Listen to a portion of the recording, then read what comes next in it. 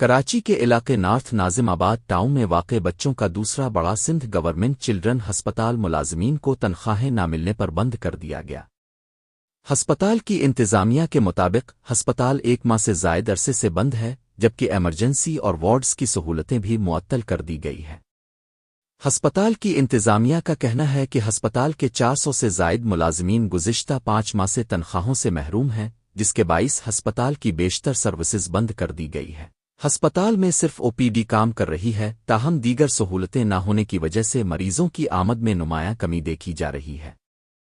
ہسپتال کی انتظامیہ کے مطابق مختلف بیماریوں میں مبتلا ہو کر آنے والے بچوں کی زندگیوں کو خطرہ لاحق ہے، جبکہ والدین علاج کے لیے متبادل اسپتالوں کا رخ کرنے پر مجبور ہیں۔ انتظامیہ کے مطابق رواں ماہ میں نظر ثانی شدہ بجٹ منظور ہو چکا ہے اور جلد ہی مسائل کے حل کی امید ہے، تاہم تنخواہیں ادا ہونے تک ہسپتال بند رہے گا۔ مزید خبروں اور اپ ڈیٹس کے لیے newsbreaktv.com کی ویب سائٹ وزٹ کریں۔